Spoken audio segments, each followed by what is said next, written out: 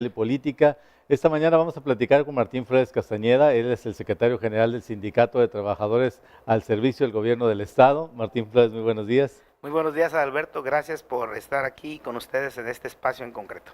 Hace un par de semanas ya, algún sector de la prensa sacó un titular ahí a 8 columnas señalando un acto ilegal, secreto, maquiavélico, conspirativo y no sé cuántos adjetivos más le pusieron, porque el sindicato había técnicamente admitido a cerca de 500 miembros a sus filas y según esta versión periodística, pues le habían matido a la nómina 500 trabajadores más. ¿Qué es exactamente lo que pasó, Martín Flores, con esos trabajadores que eran de confianza, entiendo, y ahora están en el sindicato? Gracias, Adalberto. Qué bueno que nos das este espacio. Agradezco la oportunidad porque me parece que al terminar el proceso, porque hasta que concluye el proceso es parte ya de la esfera pública, porque al principio el proceso es interno, no es con mucha luz, pero al interior del sindicato.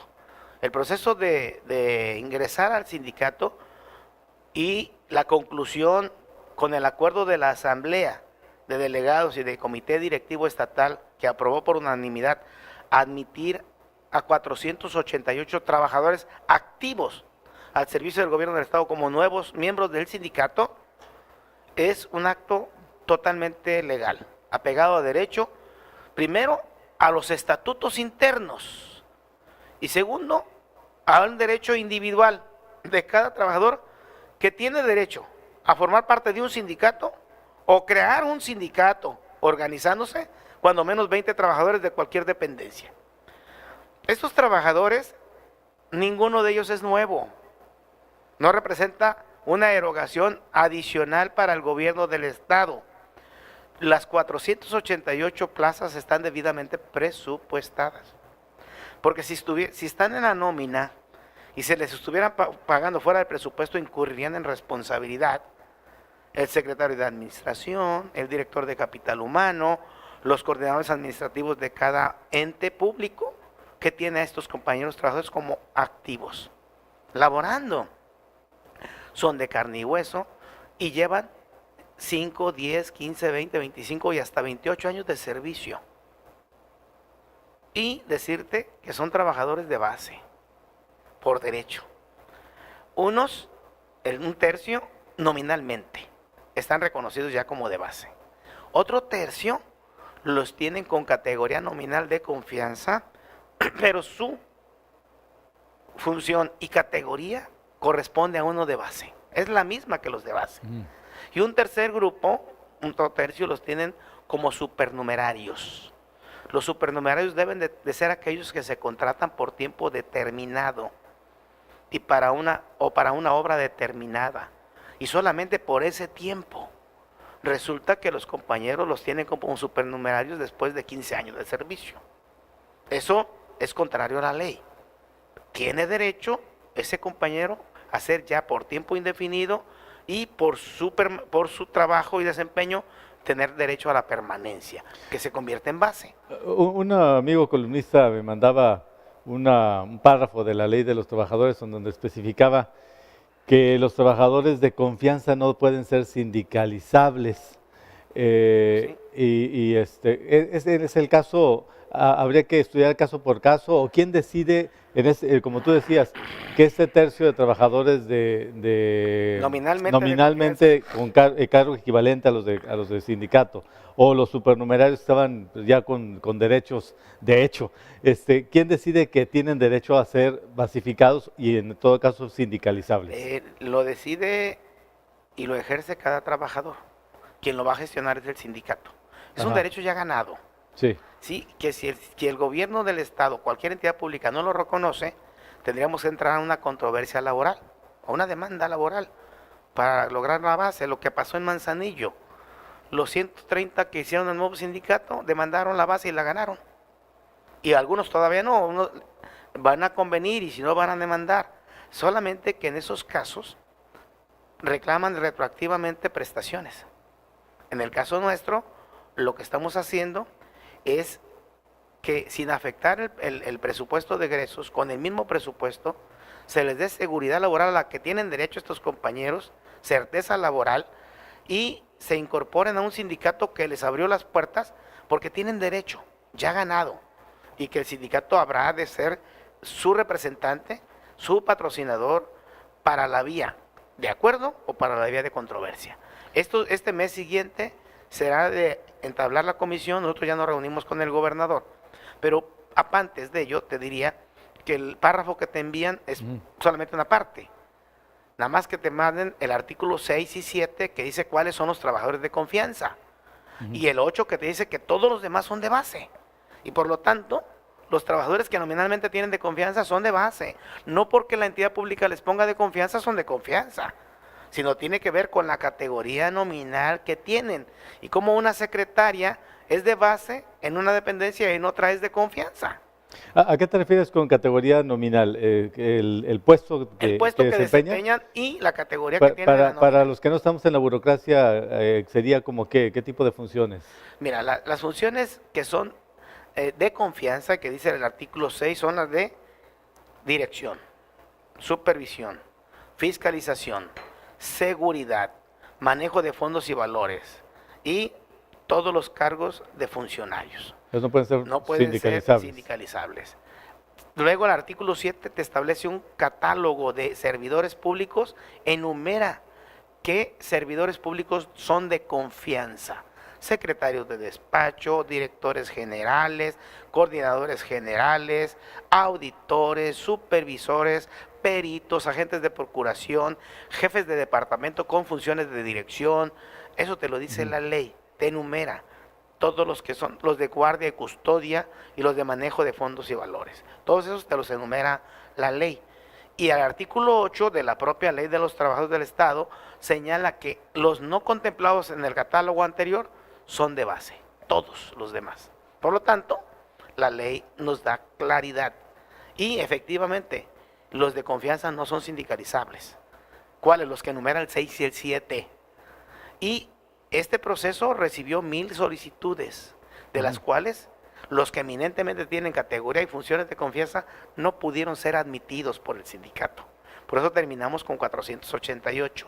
Inclusive, hubo quienes tenían una solicitud de ingreso al sindicato y ya no estaban activos en el gobierno del Estado, por lo tanto, no concluyeron su proceso y no fueron admitidos en el sindicato. O sea, a los que dieron de baja pues ya no entraban. En el 2015 y aún mantenían su intención de pertenecer al sindicato, por la vía de ingreso directo no se puede, porque no tienen plaza, no son activos. Y dice que se forma o ingresan al sindicato como trabajadores activos. ¿En qué parte del proceso jurídico estamos? Dices que el sindicato se convierte como en su gestor, en su representante. ¿Deben ir ante quién? ¿Ante el Tribunal de Arbitraje y Escalafón? Los trabajadores de los 488 ya están registrados como nuevos miembros del sindicato en el expediente registral 003/1973 del Tribunal de Arbitraje y Escalafón. Ya forman parte del sindicato. Falta que la autoridad lo acepte o lo rechace. Tiene dos opciones. ¿Y si lo rechaza, iría a una especie de juicio? Claro. Individual. Cada caso se revisará individualmente. Lo que hemos hecho en procesos anteriores, que llegamos a acuerdos. Si finalmente, en alguno de los casos, excepcionalmente se acredita por parte de la autoridad que eminentemente es de confianza, se quedaría de confianza. Pero en todos los demás, se trasladan a sindicalizados. Solamente cambian de ser de base, supernumerarios o confianza, a sindicalizados. Porque ahorita están en ese estatus nominal. Eso preocupa a algunas personas que me han comentado. Parece que la mentalidad del servidor público cambiara cuando se siente de confianza o tener una base a cuando se siente sindicalizado. Me dicen, antes se quedan, cuando están de confianza simplemente, pues trabajan las horas que se le pidan. Y cuando se vuelven del sindicato, entonces a las 2:59 se paran y van a hacer fila al reloj checador. ¿Cambia la mentalidad, la cultura laboral del trabajador cuando se sindicaliza? Fíjate que en el caso del sindicato del gobierno del Estado nos sentimos muy orgullosos de la mentalidad del trabajador. Te puedo asegurar, con hechos concretos, puedes verlo en el Registro Público de la Propiedad, puedes verlo en la Secretaría de Movilidad, dos ejemplos claros de atención al público. En el Registro Público de la Propiedad, el 90%, 92% son sindicalizados. Con ese proceso el 99% son sindicalizados. Solamente el director general y la directora administrativa no son sindicalizados y el director jurídico. Los directores no son sindicalizados. Estamos hablando de 3, 4 puestos. Todos los demás son sindicalizados. Todos los que llevan el proceso son sindicalizados. Y por supuesto que la eficiencia ahí está acreditada. Hay un reconocimiento de los notarios, que son los que más trámites realizan en el registro público, de la certeza de un trámite, de la eficiencia. Y por supuesto esto nos compromete a ser más eficientes. Por el contrario, yo les podría afirmar que la tranquilidad laboral te hace ser más productivo y más eficiente. No es las horas que trabajes, sino la intensidad, la habilidad, la creatividad y tu sentido de responsabilidad, la que lleva a cabo un proceso mucho más ágil, más expedito, más sencillo y de mayores resultados en beneficio de la población. Nosotros estamos comprometidos como sindicato a coadyuvar con el gobierno del estado, con el gobernador Ignacio Peralta, para hacer del gobierno, además de eficiente, productivo. Un gobierno que le sirva a los colimenses, un gobierno que esté cercano a ellos, un gobierno que atienda sus principales preocupaciones, demandas y aspiraciones legítimas de tranquilidad, de paz, de progreso, de desarrollo, de infraestructura, de conectividad, de educación, de salud, que en la parte de educación tenemos muy pocos trabajadores, pero en la parte de procuración y administración de justicia es importante nuestro gremio, y por supuesto comprometidos todos estos compañeros al contrario, a redoblar esfuerzos para acreditar en los hechos que esa visión que se tenía del sindicalismo arcaico del pasado, hoy está superado con creces, y eso lo vamos a demostrar y lo vamos a acreditar en los siguientes meses. Que por cierto habría que precisar eso, no precisarlo, sino aclararle a la gente. Tu sindicato no abarca mucho personal, por ejemplo, la Secretaría de Salud y la Secretaría de Educación. Eso manejan aparte. Esos son tienen 2 sindicatos más. Hay 2 secciones del CENTE y una del sector salud, un sindicato muy fuerte, sólido. Que son sindicatos nacionales, de hecho. Son sindicatos nacionales, son secciones de un sindicato nacional. El nuestro es sindicato estatal. Y enfatizar que también los policías no son sindicalizables. Así es, no son sindicalizables los agentes de la policía estatal, ni los agentes de procuración de justicia, ni tampoco los custodios del Centro de Reinserción Social, ni tampoco los preceptores del Centro de Atención y Tratamiento a Adolescentes.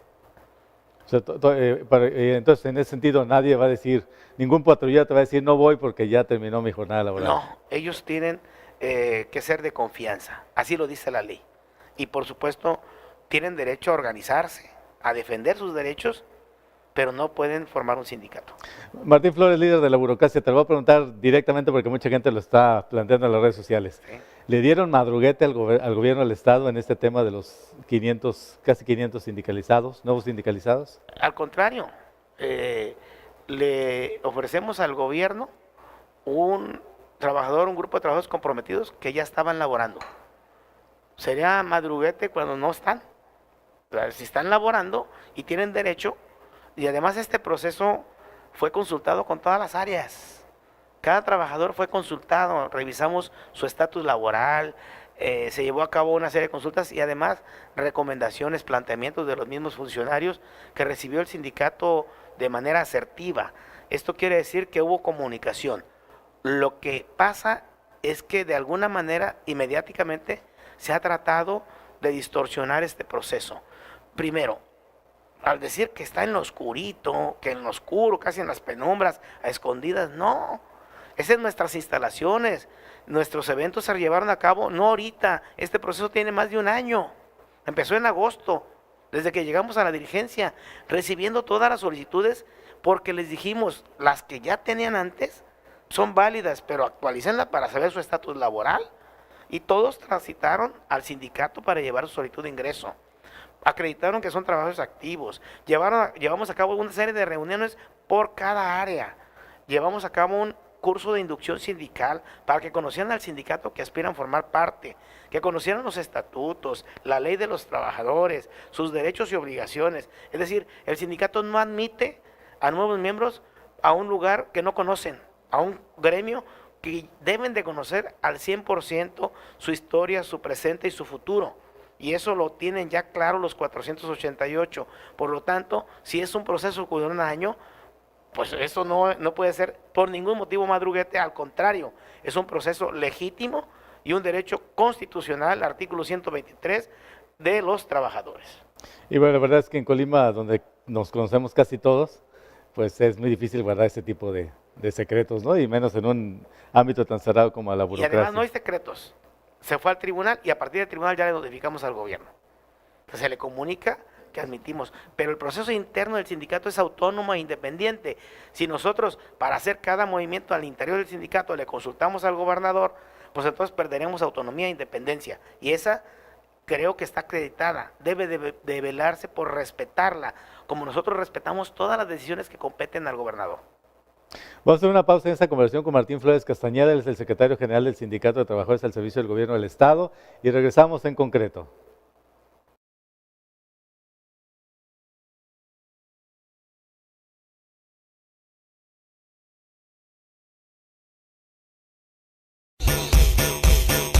Tú escuchas Radio Fresca, Fresh Radio, Radio.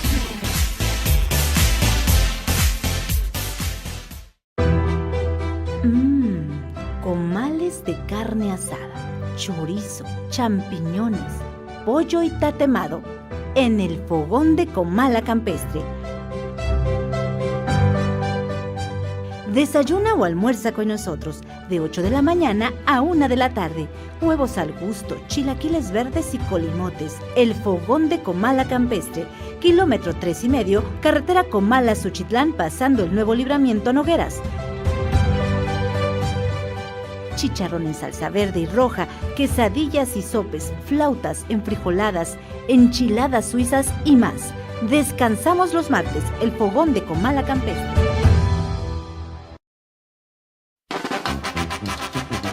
Consienta a su mascota. La atención que su mascota se merece la encuentra en Veterinaria y Alimentos Morelos. Atención al 312-31-24207. Veterinaria y Alimentos Morelos. En Morelos 96, en el centro.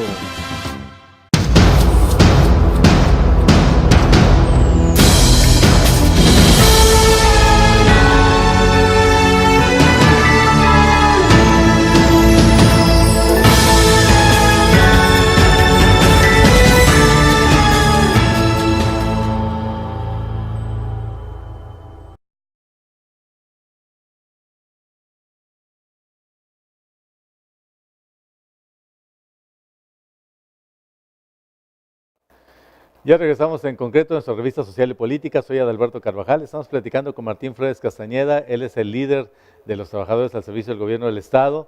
Hemos estado platicando en la primera parte del programa sobre este proceso en el que se admitió a 488 nuevos miembros, que en un proceso que causó polémica en algún sector de la prensa que quiso realmente descalificar este asunto, llamándolo unilateral y secreto. Y ya nos aclaró Martín Flores pues, que de ninguna manera ocurrió así, que esto fue un proceso transparente, duró casi un año y pues se ventiló en todos los ámbitos donde se tenía que ventilar. Martín, antes de que ustedes se dieran que se diera a conocer esto, la admisión de casi 500 nuevos miembros, la nota en cuanto al trabajo en el gobierno del Estado había sido otra muy distinta, que ni siquiera había merecido tantas 8 columnas, pero sí se había filtrado en algunas columnas en las redes sociales, esta molestia de algunos trabajadores de base o de confianza con situación indefinida, que ya tenían muchos años trabajando ahí, y a quienes los estaban mandando llamar para pedirles que firmaran de autorización un cambio como de régimen, pasar de trabajadores con cierta situación laboral, supongo que de base o de base asumida de manera tácita, a firmar contratos de 3 o 6 meses, con lo cual ellos suponían que estaban pues perdiendo su antigüedad y perdiendo algunos derechos. Este proceso de la sindicalización de casi 500 personas interrumpió este proceso, este otro proceso administrativo de cambiar a trabajadores de confianza por trabajadores de contrato temporal. Mira, cuando ya se tienen derechos ganados, el trabajador tiene la opción de decidir Y esta parte del proceso en el que después de varios años de servicio, algunos 15, 20 años, de estar ya con una plaza de confianza que realmente es de base, repito, y después decirle, ¿sabes qué? Los voy a contratar de nuevo para empezar. Ahora, con otro tipo de situación laboral, pues obviamente que encontró resistencia del trabajador. No es este el proceso el que hace cambiar esa decisión, sino que fue el legítimo derecho de cada trabajador a no firmar un contrato cuando yo ya tengo superada esa etapa. Sí inicié por contrato, pero hace 10 años que dejé de firmar contratos. Y por lo tanto yo no puedo después de 10 años decir, nuevamente voy a empezar con contratos. Es tanto como aceptar que efectivamente soy supernumerario y que voy empezando mi relación laboral nuevamente con el gobierno del Estado. Eso es lo que decidieron los trabajadores, no el sindicato. Lo que el sindicato está haciendo es, a partir de ya, representarlos, admitirlos como trabajadores sindicalizados, formar parte de este gran gremio y pugnar por su seguridad laboral, defender sus derechos laborales ganados, a los que tienen derecho. Y es muy importante este tema porque esos 488 trabajadores tenían dos opciones: formar parte del sindicato ya constituido, que es el sindicato del gobierno del Estado, o formar sus propios sindicatos. Por ejemplo, los del Instituto Colimense de Radio y Televisión pudieron formar su propio sindicato. Se les compartió. ¿Qué han sido los grupos más beligerantes, de los que han Sí, hecho más notoria su el situación? grupo del DIF podía haberse hecho su propio sindicato.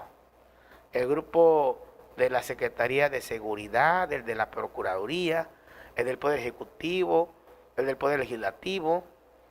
¿Pero qué decidieron los trabajadores? Formar parte del sindicato del gobierno del Estado.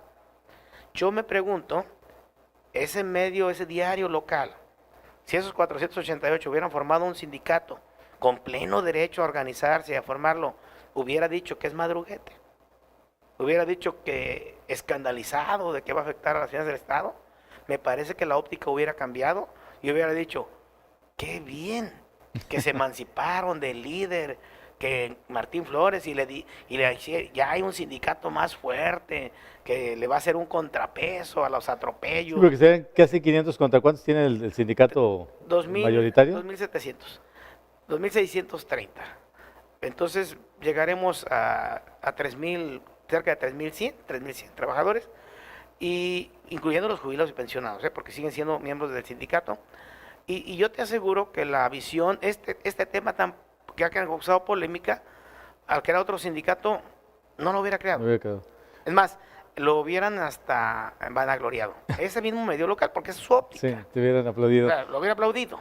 Te preguntaría el abogado del diablo, ¿tuviste miedo de que te formaran otro sindicato y cooptaste a estos trabajadores para que no se fueran a otra organización? Fíjate que, por el contrario, les recomendamos que hicieran otro sindicato. Dijimos, háganlo. Ustedes tienen derecho a formar otro sindicato. Y la insistencia de los trabajadores fue, nosotros queremos formar parte de este sindicato. Nosotros. Hay un grupo minoritario que perdió la elección frente a mí y que quien encabezaba la planilla que contendió frente a tu servidor y que aspiró a ser secretaria general desde hace 4 periodos. Los 3 con victorias de tu servidor que ¿Se postulaba a cada proceso? buscaba la postulación. En esta ocasión compitió, tuvo su planilla, su plena libertad. La ocasión en que y logró, llegaste en este a otro proceso, sindicato. y lograron 760 votos de los 2.600. Un tercio de los votos, otros 2 tercios. Ganamos ampliamente, pero no por ello dejamos de atenderlos a todos. Sin embargo, 58 de ellos, 58, perdón, incluyendo jubilados, un grupo de jubilados, decidieron iniciar un proceso de formar otro sindicato. Nosotros lo respetamos. No compartimos dejar un sindicato fuerte, sólido, para formar otro y querer dividirnos. Yo te aseguro que cuando les den el registro, si es que se los dan, la nota principal va a ser que hartos de la dirigencia de Martín Flores formaron otro sindicato, no obstante haber participado de un proceso democrático. Me da pena que eso pueda suceder, porque a los compañeros que van allá, ni siquiera los nuevos quisieron formar uno nuevo, sino querer formar parte de este gran sindicato, y como los que ya formaban parte del sindicato, por cuestiones personales decidieron formar otro sindicato. Pero yo te aseguro que atrás de ellos hay funcionarios de la administración estatal, de formar otros sindicatos. Y muy allegados. ¿En qué le ese favorece a medio esos local. funcionarios que se divida la burocracia? Pues tratar de, tienen una preocupación abierta y manifiesta de que tu servidor utilice con fines políticos al sindicato.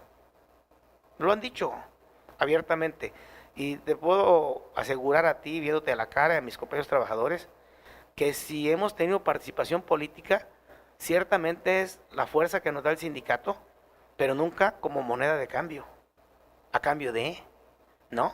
Siempre tratando de servir en el lugar donde hemos estado, en todos. Y hemos dado cuentas claras. Me han cuestionado en temas de corrupción y me sigue atacando ese medio local cuando no tiene ninguna prueba. Se convierte en ministerio público, juez, gobernador, quiere convertirse en todo, en un poder fáctico del Estado, lo cual los colimenses no lo podemos admitir. ¿Cómo podemos permitir que un diario local, el dueño de un diario local, quiera ser el poder que decide en Colima? Eso no lo podemos permitir. Y eso es lo que a él no le gusta de mi persona, que no acepte y no permita que esos ataques fructifiquen. Me da un poco de risa que digan que estás creando un sindicato para fortalecer tu capital político cuando evidentemente las decisiones, sobre todo el partido que militas, que es el PRI, Sí. fuiste dirigente estatal del Claro. PRI, de hecho, y coordinador de la bancada del PRI en el Congreso. Claro. Y bueno, evidentemente en ese partido se acostumbra que la autoridad, el local, el gobernador, pues es el jefe nato del partido y tiene mano en las decisiones políticas. Y evidentemente si haces algo que no que no le guste, pues tus posibilidades políticas disminuyen, ¿no? O sea, alguien debería estar celebrando que hayas tomado esa decisión de incorporar a 500 personas, porque de alguna manera no te van a dar oportunidades políticas como te las darían si hubieras sido sumiso y hubieras pues rechazado estas solicitudes para no quedar mal con quien va a decidir las candidaturas. No sé si sea correcta esta lectura. Yo creo que esa es acertada. Y más aún, por encima de cualquier proyecto personal está el sindicato. Y la responsabilidad que me confirieron la voy a ejercer plenamente, pero en el marco del derecho. Defender los derechos de los trabajadores no es sencillo, ¿eh? Sin duda genera en algunas personas, sobre todo en la parte de los titulares de las entidades públicas, no en todos, falta de comprensión. E incluso en algunos casos consideran una afrenta. Sin embargo, me parece que si trabajamos en equipo, como uno solo, sindicato y gobierno, le va a ir mejor a Colima, al gobierno y a los colimenses. Sin duda también a los trabajadores. Y nosotros estamos dispuestos a desarrollar un trabajo en armonía. Eso es nuestro principal propósito. En ningún momento hemos pensado en generar condiciones adversas al gobierno del Estado. Por el contrario, nos interesa que le vaya bien al gobierno, porque yéndole bien al gobierno le va a ir muy bien a los colimenses y le va bien a los trabajadores.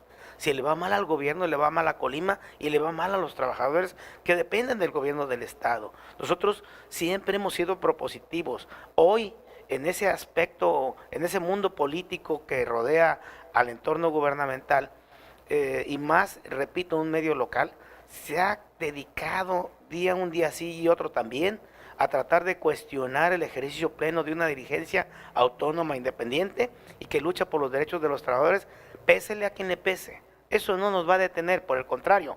Yo quiero decirte que perderé la simpatía de algunas gentes, pero ganaré en mi conciencia que estoy haciendo lo justo, defender los derechos de los trabajadores.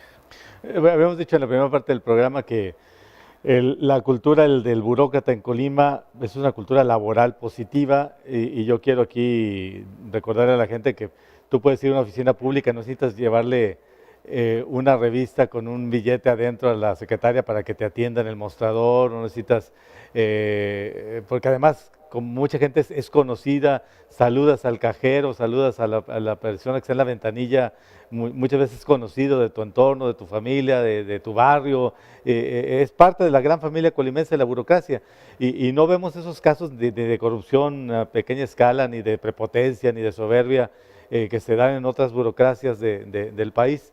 Pero aquí la pregunta es, ¿la cultura patronal en Colima, en el caso del gobierno, ha cambiado? ¿Estamos viendo otro tipo de patrón? Voy a poner un ejemplo todavía más amplio. Mucha gente se admira de las condiciones laborales que tienen los trabajadores de una empresa privada como Teléfonos de México, pero olvidamos que Telmex fue paraestatal antes, y entonces esos empleados del sindicato de Telmex pues fueron burócratas, fueron empleados al servicio del Estado y consiguieron grandes conquistas salariales y de prestaciones con base en esa relación con un patrón que era sector público, y ahora que es un sector privado, que es un ente privado el patrón, pues ha respetado estas condiciones. Yo siempre he pensado que el gobierno debe como poner la muestra de cómo debe ser la actitud del patrón hacia sus trabajadores, y es lamentable cuando vemos un gobierno patrón abusivo, porque eso como que permea al resto de la sociedad, como que si el que debe poner el ejemplo se muestra, incluso viola la ley de los trabajadores, pues ¿qué se puede esperar de un patrón del sector privado? Pero bueno, eso aparte. Lo que quería preguntarte es esto.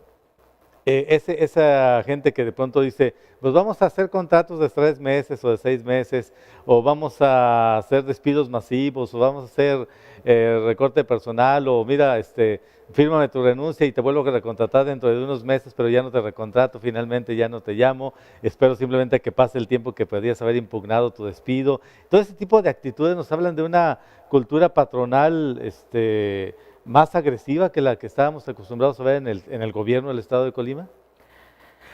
Mira, sin duda que este es un gran tema. Yo creo que el gobierno está comprometido a generar una paz laboral. Y efectivamente, el ejemplo lo debe de hacer el gobierno. Si hay paz laboral en el gobierno del estado, en el gobierno federal, en los gobiernos municipales, habrá paz laboral en todo ese entorno territorial. Te pongo los ejemplos. Donde hay más conflicto laboral, hay más retraso en la sociedad. Está Tecomán. Tecomán es un municipio que lamentablemente se ha mantenido en un conflicto por lo que tú quieras. No busquemos culpables, busquemos soluciones. ¿Cómo se resolverá este conflicto laboral permanente en Tecomán, que tienen un vilo a la propia sociedad? Ahí sí, porque un día sí y otro día no, hay protestas, hay manifestaciones, y al final en medio está la población que ya ha bajado su recaudación de Tecomán de manera dramática. Y esto te muestra un claro ejemplo de que la autoridad es la primera responsable, ¿eh? Yo me refiero al caso de Tecomán, es la autoridad. Por supuesto que los sindicatos tenemos que poner nuestra parte. Los dirigentes sindicales tenemos que ser lo más hábiles posible para buscar defender los derechos laborales sin entrar en un enfrentamiento con la parte patronal, con el titular de las entidades públicas. Me parece que esa sería nuestra gran visión, nuestro gran compromiso de ambas partes, del gobernador y del sindicato.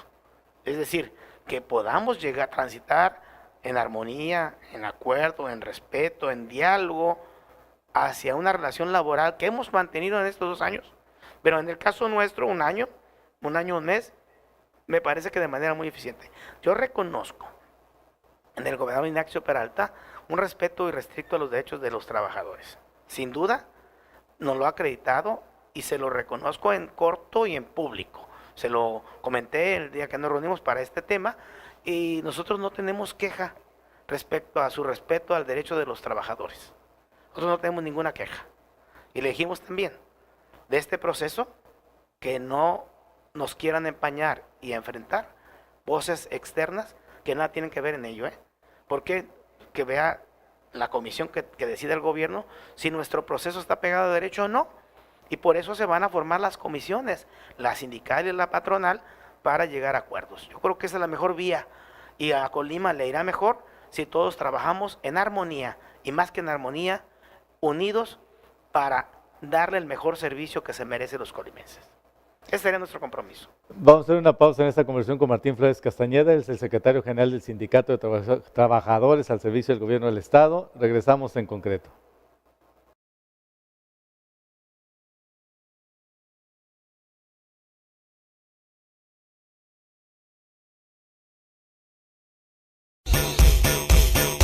Tú escuchas Radio Fresca, Fresh Radio.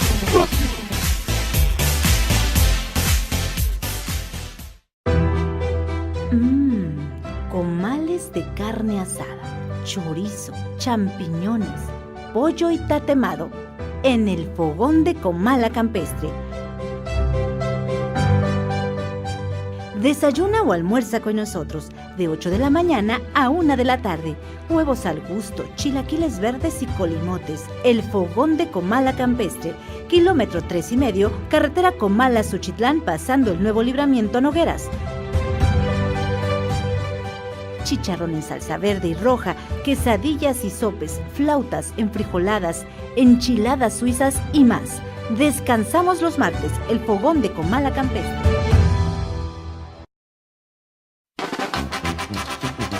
Consienta a su mascota.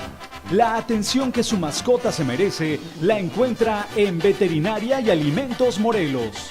Atención al 312-31-24207. Veterinaria y Alimentos Morelos. En Morelos 96, en el centro.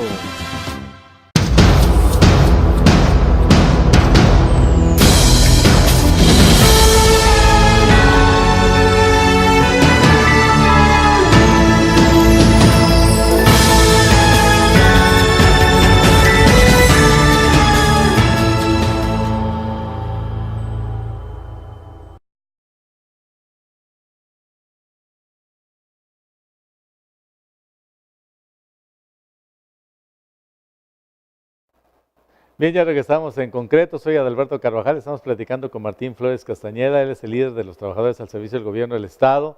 Estamos platicando de muchas cosas, de este proceso para admitir a casi 500 miembros al sindicato, de la relación laboral con el gobierno del Estado, de esta cultura burocrática que, insisto, porque me consta, en Colima es muy positiva, el servidor público es servicial, si vale la redundancia.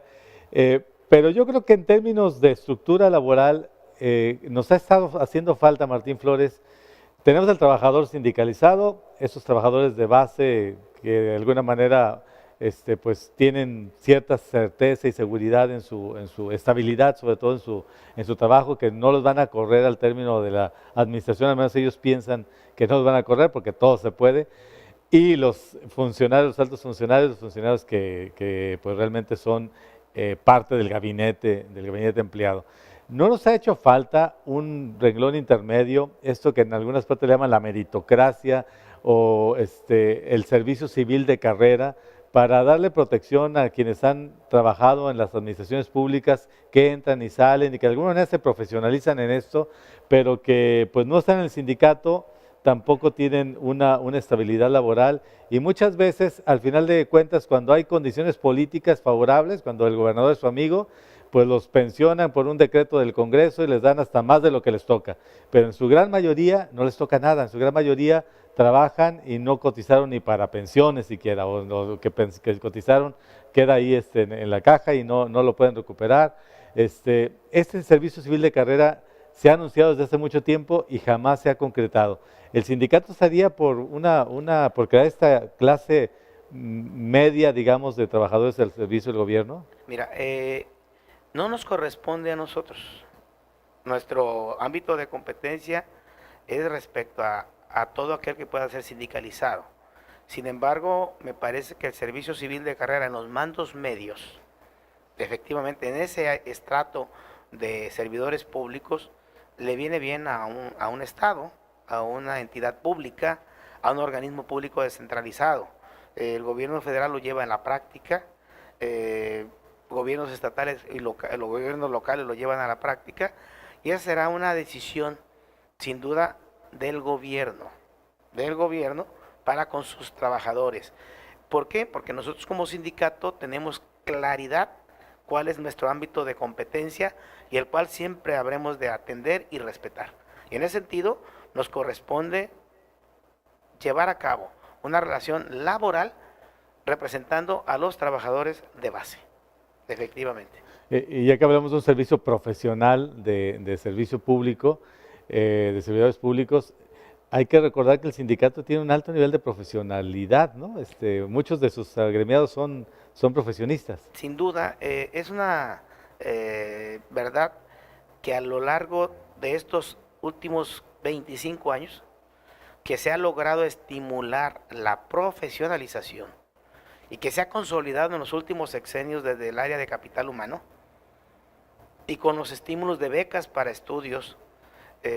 Muchos compañeros que antes tenían apenas el bachillerato, la secundaria, hoy son profesionistas, a grado de que hemos llegado a un porcentaje mayoritario de profesionistas al interior del gremio, es decir, todos los activos, del total de activos, cerca del 80% son profesionistas.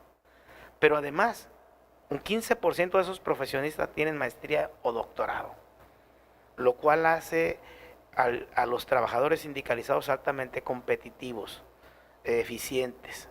Por supuesto que tenemos también en las áreas de servicios, en algunas áreas operativas, personal que tiene nivel bachillerato y muy pocos de nivel secundaria. Todos, por supuesto, los que no tenían esos niveles ya están jubilados, niveles de escolaridad, pero las nuevas generaciones, todas las nuevas generaciones están llegando con profesión. Estamos hablando que, por ejemplo, este año se sustituyeron 120 plazas de jubilados del año que acaba de terminar sindicalmente, y de esos 120, 110 son profesionistas, 110. Y del grupo de 488 que ingresan al sindicato, 410 son profesionistas. O sea, este es el universo que tiene el sindicato como potencial humano, como un potencial al servicio de los colimenses, y que cada día se está preparando aún más, porque modestia aparte, el sindicato también estimula. Hoy el sindicato les está otorgando una prestación económica directa de las finanzas, de las cuotas sindicales que ellos aportan. A quien se titule en una carrera profesional les damos un apoyo económico de 2,500 pesos. El arancel en la universidad, en el TEC, está en 3,000 pesos por titulación. Es decir, les cubrimos casi el 100% del arancel. Mismo apoyo que se les da a los que estudian en escuelas privadas, que el arancel ahí es más alto. Pero nuestra media nos dice otorgar 2,500 pesos para titulación. En un año otorgamos 24 estímulos para titulación, y este año estaríamos rebasando los 40 estímulos de compañeros que habían terminado su carrera y no se titulaban por falta de recursos o porque tenían alguna distracción. Pero ya con un estímulo económico dicen, ahora sí me titulo, porque además reciben una prestación de lo que se llama estímulo profesional. Que esa prestación sale de las finanzas del sindicato. De las finanzas del sindicato. Sí. Porque volvemos al tema de las polémicas. Cuando se comenta cualquier cosa del sindicato, inmediatamente hay voces que surgen, que reclaman las excesivas prestaciones, los excesivos salarios que ganan los burócratas. ¿Cuál es la verdad en cuanto a la condición salarial del servidor público en Colima? ¿Está bien pagado? ¿Está exageradamente bien pagado? ¿O es algo justo que las finanzas públicas pueden cubrir? Es lo justo. Yo creo que están bien pagados y no están excesivamente pagados. Es decir, están en la media nacional, estamos por encima de la media nacional, estamos en los primeros 4 o 5 lugares a nivel nacional de ingreso promedio del trabajador. No estamos en el primer lugar, estamos en los primeros 5 lugares, pero también estamos en los primeros lugares, en los primeros 3 lugares de eficiencia. O sea, esto tiene que ver como equilibrio. Si somos de los más eficientes del país, pues tenemos las mejores prestaciones. Eso va aparejado. Entre mejor estímulo tenga el trabajador, porque hay estímulos a productividad, a eficiencia, esos van relacionados con este tema de eficiencia gubernamental. ¿Y qué es lo que quiere la población? Pues llegar a recibir un servicio de calidad, porque es el que nos paga, el pueblo, la población en general.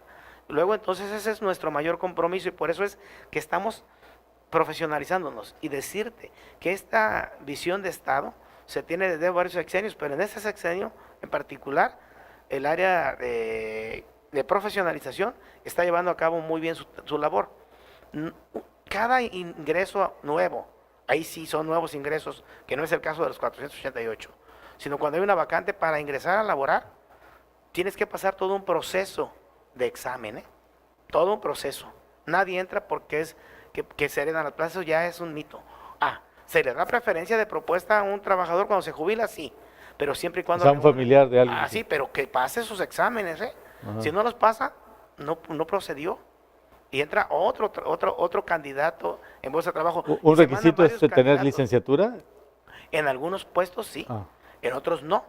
Pero muchos de ellos superan el nivel escolar que les piden para el cargo, Y por supuesto pasan muy bien sus exámenes, pero entran a un proceso de evaluación, tanto en cuanto a lo que es la función pública, como los conocimientos, examen psicopedagógico y un filtro total de requisitos que tienen que ver con carta de no antecedentes penales, con la carta de no que no estés de no inhabilitación para un cargo público, es decir, todos los requisitos, currículum, constancia de estudios, certificados médicos, pero particularmente el examen de admisión, que tiene 3 etapas, es que el examen psicométrico, el examen de conocimientos y desempeño en el servicio público y la entrevista con los titulares de las entidades públicas. ¿Y eso es una propuesta del sindicato que el patrón puede aceptar o no? Así es, así de O sea, sencillo. ustedes no imponen a los Jamás, trabajadores. y ha habido muchos casos que alguien no reúne el perfil para ese puesto y se envían nuevas propuestas. Efectivamente. Cuando te critican de manipular a la burocracia y traerlos un poco como borregos, se olvida este dato de que del alto nivel de profesionistas que hay y que ciertamente un profesionista pues tiene un pensamiento crítico un poco más agudo, ¿no? Sí, yo creo que tiene que ver mucho con la respuesta de los compañeros hacia la convocatoria que hace la dirigencia. Yo estoy muy orgulloso y me siento muy comprometido como dirigente sindical de encabezar este gran equipo que forma el Comité Directivo Estatal. Es un grupo muy capaz, mis compañeros secretarios del comité, todos tienen un perfil también profesional o técnico que les avala el desempeño eficiente en la cartera que fueron electos. Mi secretario de Trabajo y Conflictos es el licenciado en Administración Pública y el subsecretario de Trabajo y Conflictos es el licenciado en Derecho.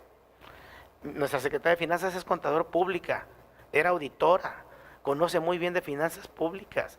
Nuestro secretario de Crédito y Vivienda es arquitecto y lleva ya varios periodos porque es un eficiente secretario de Crédito y Vivienda. Nuestro secretaria de Pensionados y Jubilados en el ámbito social es licenciada en Trabajo Social. Por lo tanto, conoce el tema de social y humano. En el ámbito de prensa y propaganda, Ana María Bonilla, pues es licenciada en periodismo, es su perfil profesional la que nos permite tener una eficiente comunicación con nuestros compañeros y con los medios, una vinculación directa gracias a que nuestro equipo de trabajo, repito, es un equipo muy profesional, muy comprometido para servir, y los compañeros, ese tipo de manifestaciones de que manipulamos, te quiero decir que al momento que los convoca el sindicato ahí están, y están dispuestos a trabajar por todo, por hacer quedar bien al sindicato. Y esto es importante, y nos respaldan en cada entrevista, en cada acción, en cada decisión, pero que siempre es colegiada, no es unilateral. Por eso es imposible la manipulación, porque nuestro sindicato todo se trabaja en equipo, en comité y de cara a los trabajadores y con asambleas de delegados. Nada se acuerda de manera unilateral, por el contrario, nuestro informe de labores fue precisamente yo creo que el motivo principal de la preocupación de muchos. Ese momento, a lo mejor el aplausómetro, como me fue también, dicen, este cuate hasta para aplaudirle los manipula, los obliga. Y dijeron que los obliga. Tiene decanes como Chabelo Sí, que piden el aplauso. Pido el aplauso porque les voy a dar algo, ¿no? No, la verdad fue un reconocimiento a lo que está haciendo todo el comité, porque además se le dio su lugar a cada miembro del comité por la labor que está realizando. A nosotros nos toca coordinar el esfuerzo de esos 17 miembros del comité ejecutivo, respetar y apoyarnos en el comité de vigilancia y respetar y apoyarnos en el comité de honor y justicia. Pero con quien trabajamos directamente es con los 17 del comité ejecutivo, porque tenemos esa obligación estatutaria. Y esa parte nos ha permitido tener la confianza yo creo que de todos los compañeros, creo que de todos, hoy no tienen ninguna duda de que están bien representados, pero que vamos por el camino correcto. Y el camino hacia una innovación sindical y por supuesto a una nueva cultura laboral que es una realidad, y finalmente hacia una reforma estructural del sistema de jubilaciones y pensiones. ¿Sí? Con un mayor esfuerzo del gobierno, un mayor esfuerzo de los trabajadores, con reglas nuevas, pero también con la certeza de que tendremos los siguientes 100 años viabilidad financiera para cubrir jubilaciones y pensiones con un mayor esfuerzo de todos. Sin duda, ese es el gran reto y le hemos aceptado ese reto al gobernador Ignacio Peralta y estamos dispuestos a dar ese paso histórico para Colima.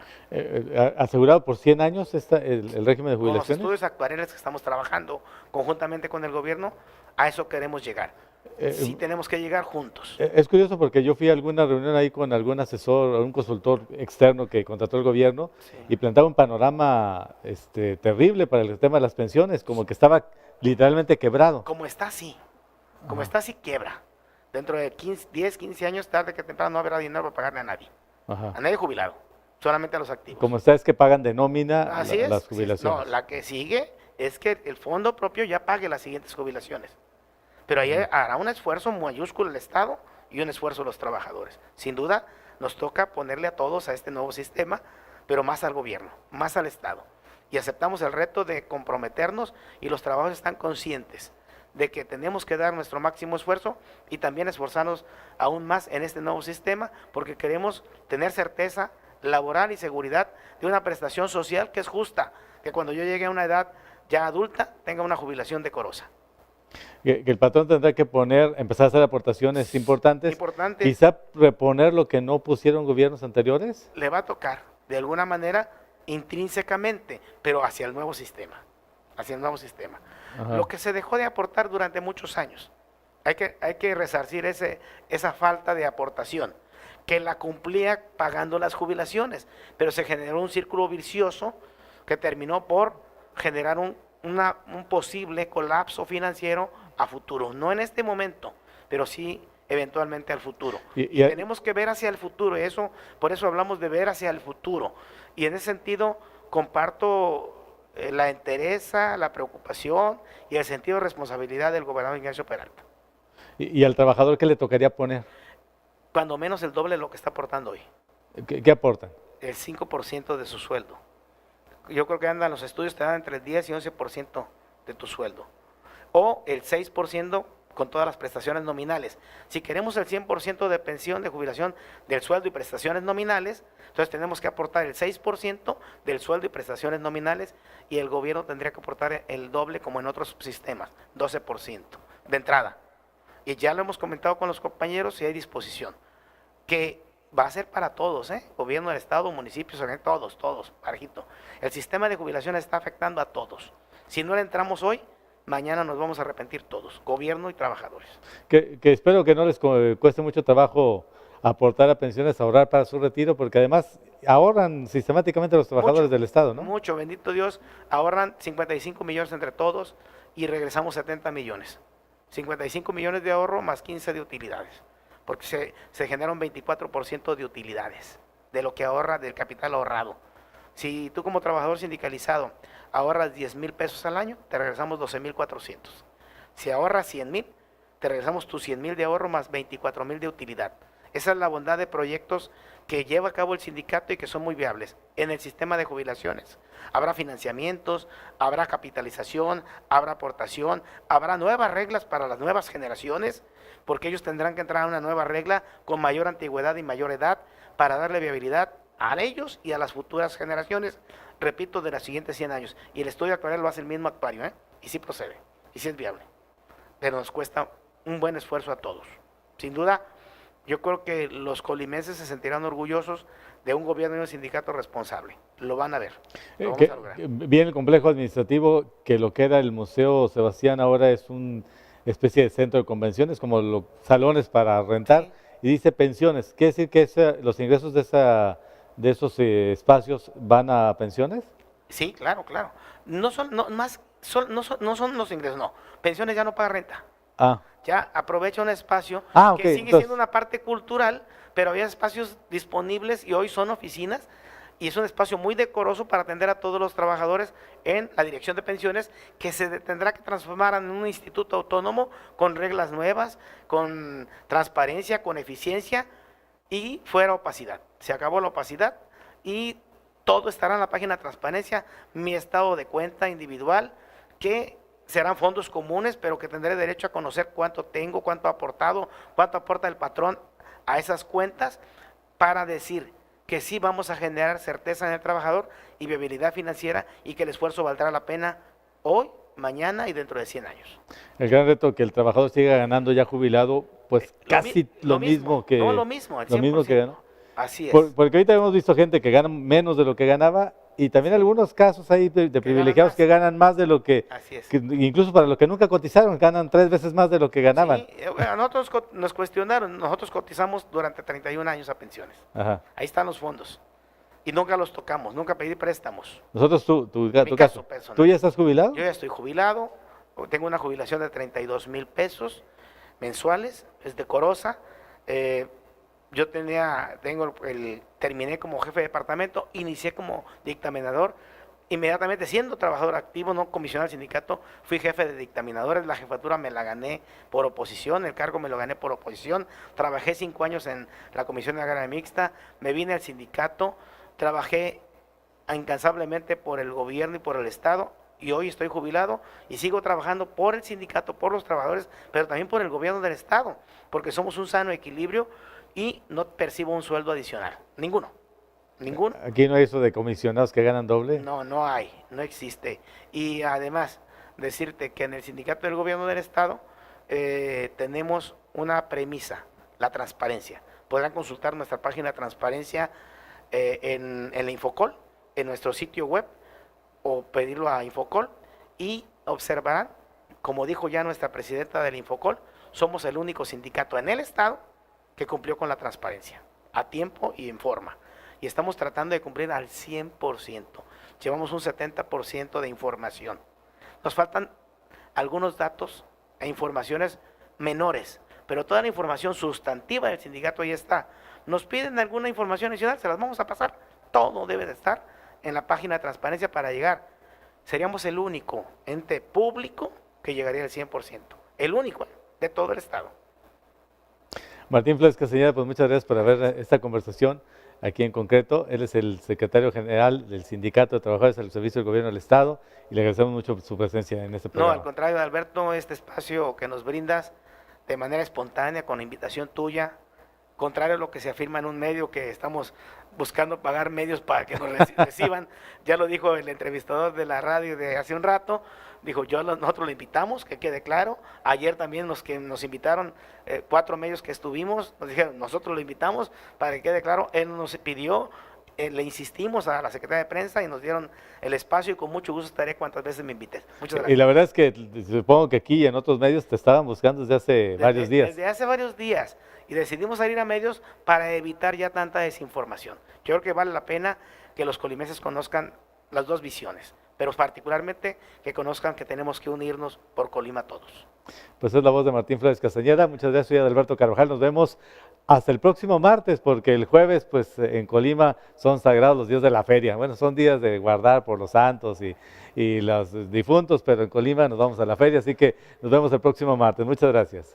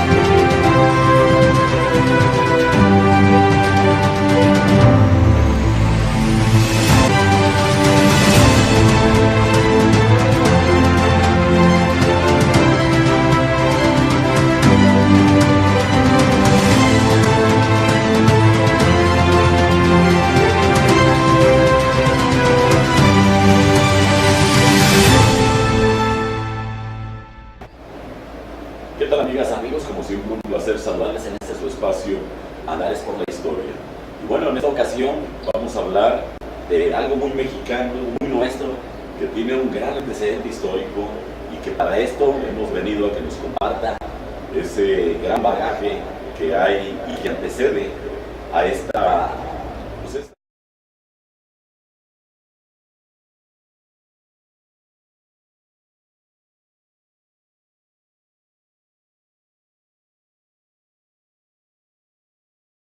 deporte de la charrería. Y para esto he invitado a mi amigo José Francisco de la Rosa Ahumada. Él nos va a platicar. Yo lo reconozco como el cronista de la charrería en México y gracias, Francisco, por acompañarnos. Noé, no tienes que agradecer, al contrario, el agradecido soy yo, darte las gracias de veras con buen sentimiento y también agradecer a tu público, a la gente que te sigue, porque sabemos perfectamente que eres parte de nuestra historia en tus programas aquí en el estado de Colima, como buen historiador. Gracias, Noé. Gracias, Francisco. Y bueno, todo tiene un principio. Dinos qué conocimiento hay acerca del origen de los primeros movimientos que devinieron en lo que es hoy la charrería. Bueno, para empezar haciendo un poco de historia, quien primero trajo caballos aquí a América, fue el conquistador de América. El quien vino a colonizar por parte de la corona española. Hernán Cortés vino en 1519 y trajo los primeros 14 caballos. Ahí pasó el tiempo hasta 1619 aproximadamente, 1619 si no me equivoco, traigo por aquí el dato, 1619 efectivamente, la hacienda de San Javier en Pachuca, Hidalgo, solicita al virrey la autorización para que 20 indígenas puedan montar a caballo. ¿Qué quiere decir? ¿Por qué solicitó el hacendado al virrey este permiso? Por una sencilla razón: estaba prohibido pena de muerte a cualquier indígena y criollo que pudiera montar a caballo. Entonces, en la necesidad del manejo del ganado en las grandes haciendas, hubo la gran necesidad de solicitar al virrey, y bajo decreto por el virrey en ese entonces dio la autorización. El virrey Luis de Tobar Godínez fue el que dio esa autorización, y se cree que fueron los primeros indígenas o criollos quien montaron a caballo y manejaron el ganado. Por eso Pachuca, la hacienda de San Javier está localizada en Pachuca, Hidalgo. Por eso Pachuca, Hidalgo se considera la cuna de la charrería. Todo está escrito basado en un documento. Eso estamos hablando 1619. Al paso de los años podemos decir que se dieron los arrieros. Hay quienes mencionan los payos, pero no están estrictamente definidos. Y luego se vinieron los chinacos hasta llegar a la actualidad los charros. Entonces ese es el antecedente que tenemos del abuelo, del papá y del hijo, arrieros, chinacos y charros. Esto es lo que tenemos de antecedente. Finales del siglo XIX, 1860 y 90 y tantos, 60 y tantos, nace la leyenda del charro Ponciano Díaz, que hay corridos, hay canciones de él, una leyenda donde él inclusive fue el primero con su grupo de vaqueros de charros, salieron al extranjero, a España, a llevar el espectáculo de la charrería. Fíjate que hablas de este devenir en la usanza, en el vestir, y hablas de los payos, y recordamos aquel cuentito, ¿te acuerdas? Ah, claro. Que se llamaba así precisamente, El Payo. Y bueno, era un campesino que estaba involucrado en el movimiento agrarista y que se encargaba de las mejores causas a favor de los desprotegidos del campo mexicano. Y bueno, este payo enamorado con su Lupita, se llamaba Lupita la novia. A un lado de la novia, sí. Y bueno, nos permites rememorar y recordamos también los calendarios de aquel famoso pintor popular, Helguera, cuyos calendarios estaban en todos lados, en todas las tiendas, en todas las boneterías, en todos lados estaban esos cromos de México que se llamaba la colección. y esta imagen del payo, ¿no? Despidiéndose del chiquillo y de la chorreada y montando a caballo y demás. Y bueno, después nos hablas de los chinacos, que también ya es la incorporación de otros elementos al vestuario. Y finalmente tuvimos a quienes antes de los charros. Antes de los chinacos, de los charros no, el chinaco, no El somos, chinaco. el antecesor del charro es el chinaco. Y luego el charro. Y luego ya el charro. Y nos hablas de Pachuca. Para mí, que soy un desconocedor absoluto de este deporte, debo decir que quizá como otros, quizá como muchos o la gran mayoría de mexicanos, yo pensaría que la charrería nació en Jalisco o en esta región del occidente y no en el altiplano allá en Pachuca. Sí, mucha gente se va con esa imagen porque no nos debe quedar claro que la cuna, la crema innata de la charrería está dada en el estado de Jalisco. No nos debe quedar ninguna duda. Sin embargo, se extendió a través del Valle de Apan, el Valle de Apan que agarra Puebla, Hidalgo, el Estado de México, toda esa parte del Valle de Apan, donde se dice la historia que fue el inicio del charro tradicional. Y se expandió a Guanajuato, San Luis Potosí, Guerrero, Michoacán, Jalisco y Colima, lo dice la historia. Menciona a Colima. Jalisco lo abonó, lo adoptó con tanto sentimiento, con tanto arraigo, que ahí tenemos las muestras. Los charros de Jalisco son unos grandes charros, mis respetos para los charros de Jalisco. La crema innata de la charrería. Sin embargo, tenemos también otras expresiones en otros lugares que de pronto no valoramos. Por ejemplo, estaba leyendo un poquito para el programa y me encuentro con que Zacatecas de manera importante participa en la charrería. Por supuesto.